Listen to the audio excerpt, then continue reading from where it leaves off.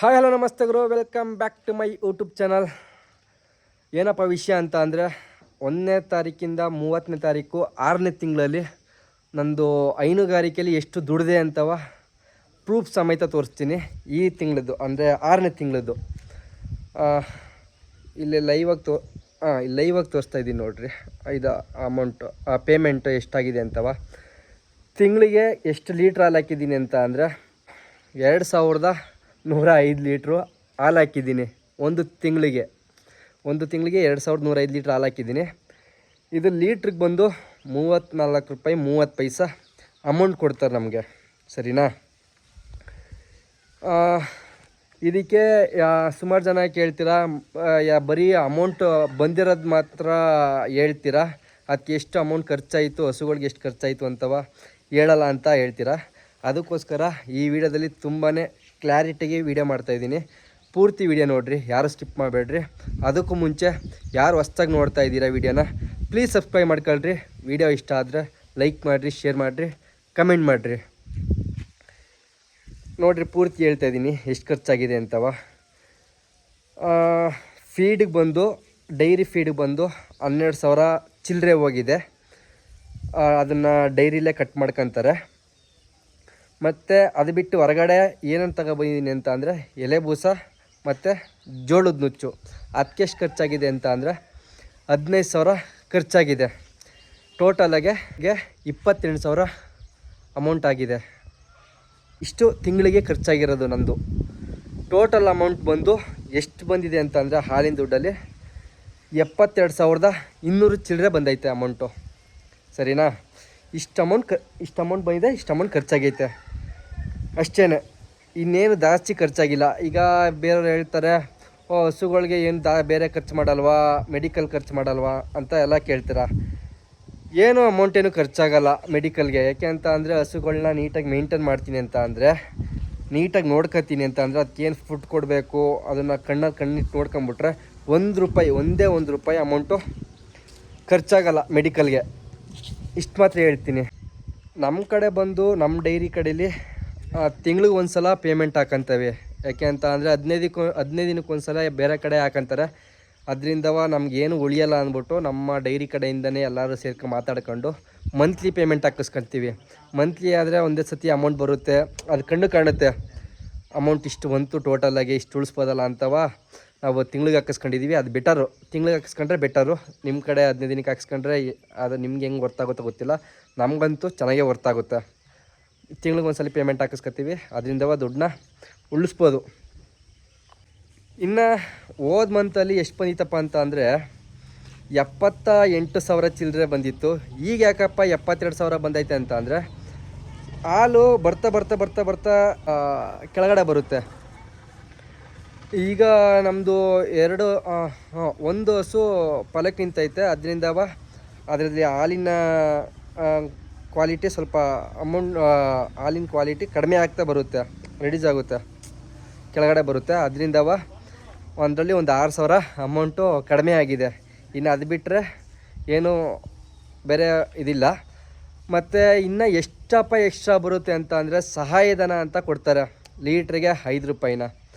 ಅದರಲ್ಲಿ ಈಗ 2105 ಲೀಟ್ರಿಗೆ 10,000 ಚಿಲ್ಲರೆ ಅಮೌಂಟು ಸಹಾಯಧನನೇ ಬರುತ್ತೆ. ಅದರಿಂದವ 72,000 ಪ್ಲಸ್ 10,000 82,000 ತಿಂಗಳಿಗೆ ಬಂದೈತೆ.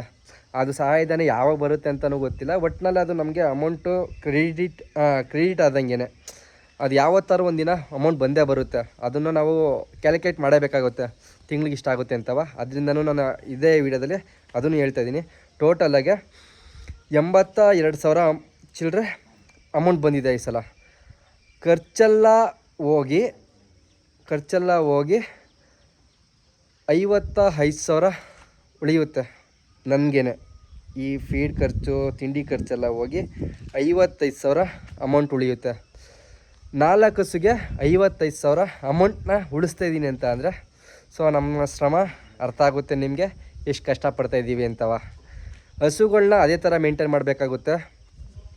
ಅವನ್ನ ಅಷ್ಟು ಮೇಂಟೈನ್ ಮಾಡಿದ್ರೆ ಹಾಲಿನ ಕ್ವಾಲಿಟಿ ಕೂಡ ಚೆನ್ನಾಗೇ ಬರುತ್ತೆ. ಅದರದ್ದು ಕ್ವಾಲಿಟಿ ಕ್ವಾಂಟಿಟಿ ತುಂಬಾ ಇರುತ್ತೆ. ಹಸುಗಳನ್ನ ಯಾವ ಥರ ಮೇಂಟೈನ್ ಮಾಡಬೇಕು ಅಂತ ಅಂದರೆ ಭಯಂಕರ ಕಷ್ಟ ಇದೆ. ನೀವು ಎಲ್ಲೇ ಹೋದ್ರೂ ಇನ್ ಟೈಮ್ಗೆ ಬರಲೇಬೇಕು, ಅದಕ್ಕೆ ಮೇವನ್ನ ಹಾಕಲೇಬೇಕು. ಅದನ್ನು ಯಾವ ಜಾಗದಲ್ಲಿ ಕಟ್ಟಾಕ್ತೀವಿ, ಯಾವ ಥರ ಕೊಟ್ಟಿಗೆ ಇದೆ ಎಲ್ಲನೂ ಇಂಪಾರ್ಟೆಂಟ್ ಆಗುತ್ತೆ. ಅವು ಒಂದೇ ಒಂಚೂರು ನುಜ್ರುಗಳು ಸಿಕ್ತು ಅಂತಂದ್ರೂ ಬಾವುಗಳಾಗ್ಬಿಡ್ತವೆ. ಈ ದೊಡ್ಡ ದೊಡ್ಡ ಹಸುಗಳು ಬಂದು ಹೆವಿ ಮೇಂಟೆನೆನ್ಸ್ ಇದೆ. ಅವನ್ನ ಕಣ್ಣಲ್ಲಿ ಕಣ್ಣಿಡ್ಕೊಂಡು ನೋಡ್ಕೊಂಡ್ರೆ ಮಾತ್ರ ಹೈನುಗಾರಿಕೆಯಲ್ಲಿ ಮಾಡಲಿಕ್ಕೆ ಸಾಧ್ಯ. ಇಲ್ಲ ಅಂತ ಅಂದ್ಕೊಳ್ರಿ, ಒಂದೇ ಸಲ ಕೆಳಗಡೆ ಡೌನ್ ಆಗಿಬಿಡ್ತೀರಾ. ಇಲ್ಲಿರ್ತೀರ ಒಂದೇ ಸಲ ಸ್ಟಾರ್ಟಿಂಗಲ್ಲಿ, ಅದನ್ನು ಕರೆಕ್ಟಾಗಿ ಮೇಂಟೈನ್ ಮಾಡ್ಕೊಳ್ಳಿಲ್ಲ ಅಂತ ಅಂದರೆ ಇಲ್ಲಿ ಬಂದು ನಿಂತ್ಕೊಂಡ್ಬಿಡ್ತೀರಾ. ಅಷ್ಟು ಮಾತ್ರ ಹೇಳ್ತೀನಿ. ನನ್ನ ಅನಿಸಿಕೆ ಪ್ರಕಾರ ಬೇರೆಯವರೆಲ್ಲ ಹೇಳ್ತಾರೆ ಕೆತ್ತಲು ಬಾವುಗಳಾಗ್ತವೆ, ಅದಾಗ್ತದೆ ಇದಾಗ್ತದೆ ಮತ್ತು ಹುಷಾರು ತಪ್ತವೆ ಅಂತವ. ಅದು ಏನಕ್ಕಾಗ್ತವೆ ಅಂತ ಅಂದರೆ ಅವನ್ನ ನಾವು ಕಟ್ಟಾಕೋ ಜಾಗ ಇದೆಯಲ್ಲ, ಈಗ ಹಾಲು ಕರೆದಾಕ್ಬಿಟ್ಟು ಆಚೆ ಕಡೆ ಕಟ್ಟಾಕ್ತೀವಿ, ಅಲ್ಲಿ ಅದು ಇಂಪಾರ್ಟೆಂಟ್ ಆಗುತ್ತೆ. ಹೊರಗಡೆ ಕಟ್ಟಾಕ್ದಾಗ ಕಲ್ಲುಗಳು ಇರ್ತಾವಲ್ಲ, ಕಲ್ಲುಗಳಿರತ್ತ ಕಟ್ಟಾಕಕ್ಕೆ ಹೋಗ್ಬೇಡ್ರಿ. ಅಲ್ಲಿ ಕೆಳಗಡೆ ಫುಲ್ಲು ಒಂಥರ ಮಟ್ಟ ಇರಲಿ, ಮತ್ತು ನುಜ್ರುಗಲ್ಲಿರಬಾರ್ದು. ನುಜ್ರುಗಲ್ಲಿ ಏನಾರ ಇತ್ತು ಅಂತ ಅನ್ಕೊಳ್ಳಿ, ಅಡಿಗೆ ಒತ್ತಿತು ಅಂತ ಅಂದರೆ ಅಲ್ಲಿ ನರಗಳೆಲ್ಲ ಇರ್ತವೆ. ಅಲ್ಲಿ ಒಂದು ಸ್ವಲ್ಪ ಒತ್ತಿದಾಗ ಅಲ್ಲಿ ಒಳಗಡೆ ಡ್ಯಾಮೇಜ್ ಆಗ್ತವೆ. ಡ್ಯಾಮೇಜ್ ಆದಾಗಲೇ ಕೆತ್ತಲು ಬಾವು ಅಂತ ಆಗೋದು. ಅದು ಬಿಟ್ಟರೆ ಚೆನ್ನಾಗಿರೋ ಜಾಗದಲ್ಲಿ ಮೇಂಟೈನ್ ಮಾಡಿದ್ರೆ ಸೊ ಏನೂ ಪ್ರಾಬ್ಲಮ್ ಇಲ್ಲ. ನಾನು ಇಷ್ಟು ದಿನ ಆಯಿತು, ಅಲ್ಲೇ ಒಂದು ವರ್ಷದ ಮೇಲೆ 5 ತಿಂಗಳು 6 ತಿಂಗಳು ಆಯಿತು ಅಂದ್ಕೊಳ್ರಿ. ಅಷ್ಟು ದಿನಕ್ಕೆ ಇದುವರೆಗೂ ಒಂದು ಹಸುಗೆ ಬಾವು ಅನ್ನೋದೇ ಮಾಡಿಲ್ಲ ನಾನು. ಯಾಕೆ ಅಂತ ಅಂದರೆ ನಾವು ಕಟ್ಟಾಕೋ ಜಾಗ ಹಂಗಿದೆ, ಮೇಂಟೈನ್ ಸಖತ್ತಾಗಿ ಮಾಡ್ತೀನಿ ನಾನಂತೂ. ಯಾಕೆ ಅಂತ ಅಂದರೆ ನಾನು ಅದು ಬಿಟ್ಟು ಬೇರೆ ಪ್ರಪಂಚ ಇಲ್ಲ. ನನಗೆ ಹೈನುಗಾರಿಕೆಯಲ್ಲಿ ಬಂದಿದ್ದೀನಿ ಅಂತಂದರೆ ನನಗೆ ಅದೇ ಪ್ರಪಂಚ. ಬರ್ತೀನಿ, ಎದ್ದೇಳ್ತೀನಿ, ಹಾಲು ಕರಿತೀನಿ, ಆಚೆ ಕಡೆಗೆ ನಮ್ಮ ಅಪ್ಪ ಕಟ್ಟಾಕ್ತಾರೆ ನೀಟಾಗಿರೋ ಜಾಗದಲ್ಲಿ. ಇನ್ನು ಅದೆಲ್ಲ ನಾನು ಕ್ಲೀನ್ ಮಾಡ್ಕೊತೀನಿ, ಹೋಗಿ ಹಾಲು ಹಾಕ್ಬಿಟ್ಟು ಬರ್ತೀನಿ, ರೆಸ್ಟ್ ಮಾಡ್ತೀನಿ, ಹೋಗಿ ಮೇವು ತಗೋ ಬರ್ತೀನಿ, ಹಾಕ್ತೀನಿ, ತಿರ್ಗಾ ರೆಸ್ಟ್ ಮಾಡ್ತೀನಿ. ಇನ್ನು ಬೇರೆ ಹೊರಗಡೆ ಹೋಗೋ ಚಾನ್ಸೇ ಇಲ್ಲ. ಯಾಕೆಂತ ಅಂದರೆ ಏನು ಕೆಲಸ ಇರಲ್ವಲ್ಲ ನನಗೆ ಹೊರಗಡೆ. ಅದರಿಂದವ ನಾನು ಮನೇಲೇ ಇರ್ತೀನಿ. ಅದಕ್ಕೋಸ್ಕರ ಇಷ್ಟು ಸಕ್ಸಸ್ನ ಕಾಣ್ತಾ ಇದ್ದೀನಿ ಹೈನುಗಾರಿಕೆಯಲ್ಲಿ. ಇನ್ನು ಬೇಜಾನಿದೆ ಮಾಡೋದು. ಈಗ ಒಂದು ವರ್ಷಕ್ಕೆ ಎಷ್ಟು ಮಾಡಿದ್ದೀನಿ ಅಂತ ಅಂದರೆ ಇನ್ನು ಫ್ಯೂಚರಲ್ಲಿ ಎಷ್ಟು ಮಾಡಬೇಡಲ್ಲ ಕಾಕಾಡ್ರಿ. ಮಾಡ್ತೀನಿ, ಅದಂತೂ ಖಂಡಿತ. ಗಿವ್ ಅಪ್ ಅಂತ ಮಾಡೋಕ್ಕೋಗಲ್ಲ, ಕಂಟಿನ್ಯೂ ಮಾಡೇ ಮಾಡ್ತೀನಿ. ಮತ್ತು ಹೈನುಗಾರಿಕೆಯಲ್ಲಿ ನಿಮ್ಗೆ ಏನಾರ ಡೌಟ್ ಇತ್ತು ಅಂತಂದರೆ ಕಮೆಂಟ್ ಮಾಡಿರಿ, ಖಂಡಿತವಾಗಿ ಅದಕ್ಕೆ ರಿಪ್ಲೈ ಕೊಡ್ತೀನಿ. ಆ ಒಂದು ವಿಡಿಯೋ ಕೂಡ ಮಾಡ್ತೀನಿ. ಆ ವಿಡಿಯೋ ನೀವು ಹಾಕಿರೋ ಕಮೆಂಟ್ಗೆ ಪ್ಲೀಸ್ ಕಮೆಂಟ್ ಮಾಡಿರಿ.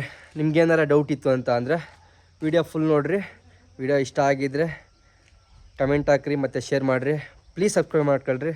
ಓಕೆ ಫ್ರೆಂಡ್ಸ್, ಈ ವಿಡಿಯೋನ ಎಂಡ್ ಮಾಡ್ತಾಯಿದ್ದೀನಿ. ಬಾಯ್.